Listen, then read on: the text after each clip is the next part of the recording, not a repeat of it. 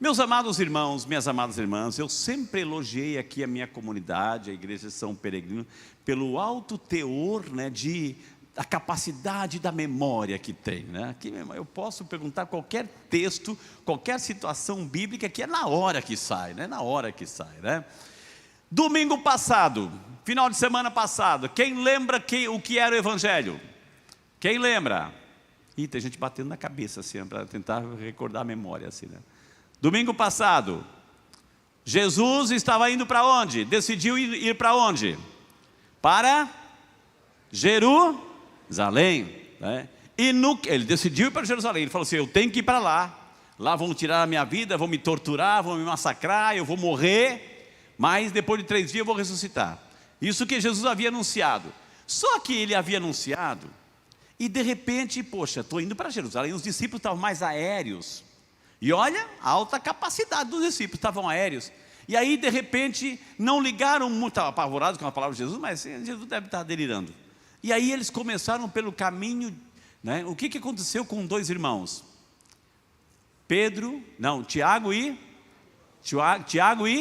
João, filhos de, eu esqueci o nome do pai dele, Zebedeu. Que pedido que eles fizeram para Jesus? Quando estiver na tua glória, um à tua direita e outro à tua esquerda. Estão lembrados? Um ministro da economia e outro ministro da casa civil, Mais ou menos foi esse o pedido que eles fizeram para Jesus, Aí os outros 10 ficaram indignados. Enfim, Jesus deu aquela lição. Desde quando eu falei de glória? Desde quando eu falei de privilégio? Eu estou falando de cruz. Então, domingo passado a gente fez uma linda reflexão sobre essa decisão, essa situação toda. E Jesus continua agora seguindo para Jerusalém. E no caminho para Jerusalém, ele tem que passar, é um caminho, a rota romana, tem que passar por uma cidade chamada gente, foi o evangelho de hoje. Agora eu já não estou recorrendo à memória recente agora, tá? Dá um cutucãozinho nessa pessoa, você está acordado, O Frei está falando contigo, tá, Fala assim, Então Jesus está indo para Jerusalém e tem que passar pelo caminho uma cidade chamada Jericó.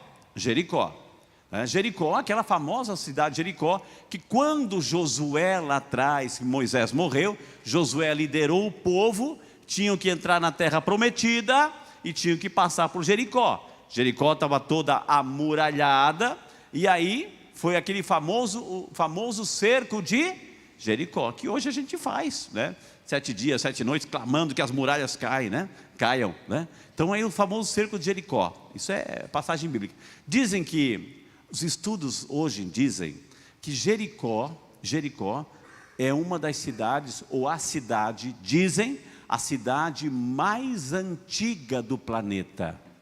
Jericó é considerada a cidade mais antiga do planeta, Jericó estava mais ou menos entre 20 e 30 quilômetros de Jerusalém.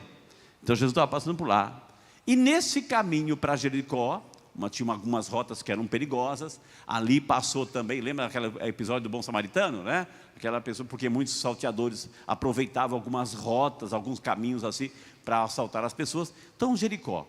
E ali, indo para Jerusalém com seus discípulos, enfim, de repente, havia um cego, à beira do caminho. Eu esqueci o nome desse cego. Nome desse cego? Era Bartimeu o nome do cego? Era? O nome do cego é Bartimeu? Não era Bartimeu. Bar em hebraico, Bar significa filho. Bartimeu, o filho de Timeu. Esse era o rapaz. Então a gente tem que pegar um pouquinho, vamos recordar um pouquinho quem era esse Timeu, porque era o filho desse Timeu. Timeu, a tradição conta que era uma espécie de um líder religioso, um líder da comunidade, metia-se muito na questão política, e aí, dentro daquela cultura do Império Romano versus a dominação romana para com o povo judeu, esse Bartimeu era uma espécie de um líder da comunidade que, em certo sentido, também enfrentava, né, as dominações romanas, o certo Timeu. Isso era o líder, né? E aí claro, sofreu as consequências. Os romanos prenderam esse Timeu. E qual era o castigo que os romanos faziam? Conversar com ele, tentar convencer? Não. O castigo era, ia matá-lo, como mataram Timeu, mataram. Mas antes de matar, eles reuniam a família toda dele, e os soldados romanos matavam os membros da família. Mas o mais velho, para jogar culpa no pai que também ia morrer, no mais velho eles pegavam e furavam os olhos. Foi esse rapaz, como para dizer para o pai: está vendo? A tua rebeldia, que é dar uma de revolucionáriozinho, olha o que a tua rebeldia vai fazer com o teu filho. E furaram os olhos do filho. Então esse Timeu, esse rapaz, não era cego, não nasceu cego.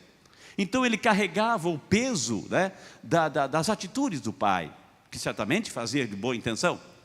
Aí o que acontece? Cego, mendigo, estava jogado à beira do caminho, tinha um manto que talvez servia para se cobrir do sol, do calor, do frio, da chuva, e aquele manto que ele estendia à beira do caminho, para que as pessoas, através da sua misericórdia, né, da sua bondade, pudessem jogar o quê? Algumas moedinhas ali. Não era cego esse cidadão, esse Bartimeu, filho desse Timeu. Em um certo momento, Jesus caminhando para Jerusalém, aí que acontece a cena. Imagine a cena, Jesus caminhando para Jerusalém. Ele era cego, não podia ver, mas podia ouvir, podia falar. Ele não era mudo, não era surdo, era cego, né? Ficou cego, mendigo, enfim. Em um certo momento ele certamente na sua história de vida, ele já ouviu falar desse tal Jesus de Nazaré. Ele ouviu falar que era descendente de Davi. Ele ouviu falar que Jesus certamente já tinha feito milagres, já tinha feito curas, multiplicado pães. Ele já tinha escutado algo sobre esse Jesus de Nazaré. E quando ele ouviu murmurinhos de gente passando, ele perguntou: o que está acontecendo? Ah, é um tal de Jesus de Nazaré que está passando. O que? Jesus de Nazaré? Aí ele começou a fazer o quê? Chamar atenção.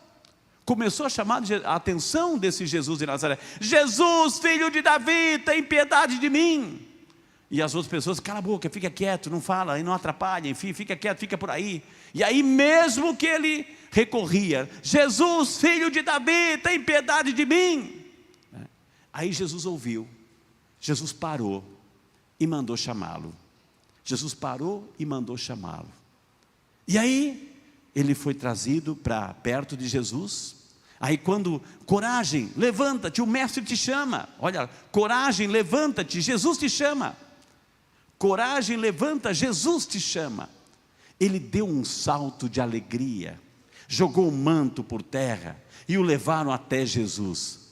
E quando chega perto de Jesus, quando ele sente que está diante de Jesus, né, Jesus faz uma pergunta: o que você quer que eu faça? O que você quer que eu faça? É muito interessante, gente, essas nuances que Marcos está trazendo. O que você quer que eu faça por você? Porque ele era cego. Estou lembrado daquela outra cena, de um homem que estava numa piscina, Betsaida. Estava lá há 38 anos naquela piscina. E quando ele reclamava assim, Jesus chegou lá: o que você quer que eu faça? Você quer ficar curado? Mas, Senhor, não tem ninguém que me coloque na piscina quando as águas são agitadas. Diz que vem um anjo que mexe as águas, enfim. Quando eu tento entrar, outro chegou no meu lugar. Jesus falou assim: não foi essa a pergunta que eu te fiz. Eu fiz assim a pergunta, assim: o que está acontecendo? Não, eu perguntei: você quer ficar curado? Por isso que Jesus pergunta: o que você quer que eu faça por você? Porque nem todo mundo quer voltar a enxergar. Tem gente, minha gente, tem gente que sente prazer, tem gente que gosta, tem gente que se alimenta de que necessidade de que os outros olhem para esta pessoa com aquele olhar de: ai, coitadinho, tadinho, cuti, ai, que dó. Tem gente que gosta de sentir ai que dó. Tem gente que gosta de sentir o coitadinho. Então, quando Jesus faz a pergunta, você quer ficar curado? O que você quer que eu faça por você? Tem gente que não quer ficar curado. Tem gente que não quer enxergar. É como se Jesus dissesse assim, olha, o que você quer que eu faça? Você sabe que se eu fizer alguma coisa por você, você não vai mais precisar ficar sentado na beira do caminho. Você não vai precisar mais pedir esmola. Você vai ter que se levantar e lutar pela vida. Você vai ter que trabalhar. Você vai ter que trabalhar, né? O que você quer que eu faça? Tem gente que, não, então Jesus, deixa como está bom assim, estou ganhando minha moedinha lá, enfim. O que você quer que eu faça? E ali o cego respondeu, Senhor, eu quero ver, eu quero enxergar, eu quero recuperar minha vista. E aí Jesus realiza o milagre. Vai em paz, a tua fé te curou. Certamente voltou a enxergar, voltou a recuperar a sua dignidade, a sua vida. Minha gente, esse evangelho de hoje é uma grande lição para a nossa vida. Nós somos esse cego. Nós somos esse cego, que nem nome tinha o coitado. Era o filho de Bartimeu, o filho de Timeu. O filho de Timeu, nem nome tinha, né? Nós somos esse cego. Lá a cena acontece em Jericó. Jericó é a famosa cidade das muralhas. Hoje não são as muralhas que são derrubadas, é a cegueira. É a cegueira de alguém que é derrubada, que é cortada, que é eliminada, que é sanada. A cegueira. E talvez seja esse o nosso grande problema, minha gente. O grande problema, a cegueira. Precisamos pedir a Jesus nessa noite que nos cure de nossas cegueiras. Porque a nossa cegueira impede que a gente veja o Evangelho. Que a gente tome consciência de que muitas vezes estamos num caminho equivocado. Muitas vezes estamos paralisados, muitas vezes estamos acomodados em nossas posições, em nossas atitudes, em nossos pecados. Já fizemos as pazes com os nossos pecados, já fizemos as pazes com os nossos vícios, e a gente não quer mudar. Essa é a pior cegueira. Sabendo que estamos no pecado, sabemos que estamos no caminho equivocado, sabemos que a nossa conduta está errada, sabemos que esse vício não é certo, e a gente continua achando que estamos certos. Essa é a nossa principal cegueira. Por isso que esse cego, esse personagem, representa cada um de nós, quando diante das nossas cegueiras, não queremos a graça. Quando disseram para ele, coragem, Jesus te chama. Coragem, levanta-te, Jesus te chama. É o convite hoje para cada um de nós. É um convite para irmos ao encontro de Jesus. Coragem, Jesus te chama. Mas muitas vezes nós não estamos dispostos a irmos ao encontro do Senhor. Queremos sim ouvir a sua palavra, queremos sim receber a comunhão. Cuidado, minha gente, cuidado. Queremos sim fazer as coisas, mas não queremos mudar de vida. Não queremos ouvir Jesus nos dizer alguma coisa que venha tocar aquilo que, a prática que temos, aquilo que estamos fazendo, pecaminoso. Não estamos dispostos muitas vezes, ou não temos essa coragem suficiente para nos colocarmos diante de Jesus. Jesus, pode falar. Não queremos ouvir. Por isso que muitas vezes, gente, a nossa oração, ela precisa ser purificada, porque nós somos bons de falar. Nós somos bons em repetir coisas. Nós somos bons em palavreados, até rebuscados e bonitos diante de Jesus, diante de Deus. Mas nós não paramos para ouvir. Nós não paramos para ouvir. Temos medo de ouvir Jesus, porque vai que Ele nos cure. Escuta, eu conheço a tua vida. Eu sei o teu pecado, eu sei a tua condição, eu sei o que você está fazendo. Você quer mudar? Ah, mas Jesus, aí vem, mas Jesus. Não queremos mudar. Como disse, fizemos amizade com os nossos vícios, com os nossos pecados. Por isso que hoje o Evangelho diz respeito a cada um de nós. Diz respeito, nós somos esse personagem, que muitas vezes estamos cegos, permanecendo, nos acomodando naqueles vícios. E hoje a gente ouviu as leituras, a segunda leitura, nos aproximamos de Jesus, é o nosso sumo sacerdote. Ele intercede, Ele muda, Ele transforma. Coragem, Jesus te chama. Levanta, Jesus te chama, esteja perto dEle. Mas estar perto de Jesus, corremos o risco de Ele abrir o nosso coração, revelar quem somos, o que estamos fazendo e dizer, eu posso te curar. O que você quer que eu faça? Diante desse contexto todo, o que você quer que eu faça por você? Está disposto a mudar? Está disposto a consertar a tua vida? Está disposto a abandonar o pecado, a renunciar ao mal, para viver num estado de graça diante de mim? É isso que Jesus faz. Por isso que Jesus fala assim, olha gente, pode me xingar, pode me bater como bateram, pode me levar para a cruz, mas ai daquele que pecar contra o Espírito Santo. Não tem perdão. Por quê? O que significa isso? E o Evangelho de hoje responde: pecar contra o Espírito Santo. Fecha os seus olhos. Você vai entender agora o que é pecar contra o Espírito Santo.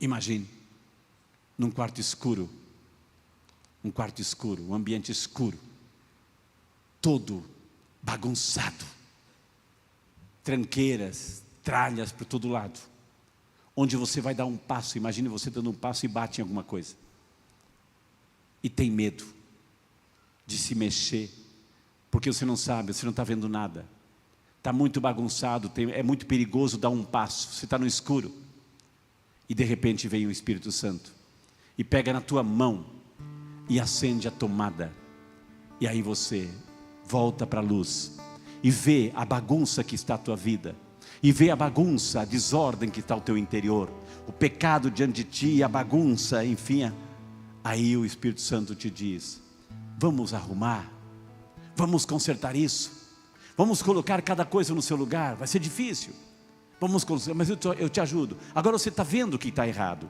você está vendo o que está desordenado, você está vendo o que está fora de ordem, fora de lugar, você está vendo, agora você vai poder dar um passo tranquilo, porque você vai arrumar a tua vida. Aí o que você faz? Você pega a tua mãozinha e vai lá e apaga a tomada. O Espírito Santo te mostrou, te deu a chance, mas você preferiu voltar ao pecado, voltar à escuridão. Isso não tem perdão. O Evangelho de hoje é esse convite: coragem, levanta, vá até Ele, revela o teu coração, mostra o teu coração, abra a tua vida, peça ajuda, Ele pode te curar, mas esse passo é teu. Esse passo é teu e somente teu, é você que tem que dar, é você que tem que dar esse pulo, é você que tem que deixar aquele manto lá no local, é você que tem que ir ao encontro. Está difícil? Alguém vai te levar. A missa, a Eucaristia, a confissão, o sacramento te levam até Jesus, mas é necessário abrir o coração e estar disposto a ouvi-lo, porque o que Ele tem para dizer é para a tua cura, para a tua santidade e para a tua salvação. Coragem, levanta, Ele te chama. Amém? Amém? Pergunte se essa pessoa entendeu. Pergunte se a pessoa do lado entendeu. Você entendeu? Então não enrola não. Não enrola não, deixa o teu manto, deixa as coisas do passado, vá até Jesus. Ele te espera de braços abertos. Ele te espera para quê? Para transformar a tua vida, para devolver a paz, a serenidade e a vida de graça. Amém?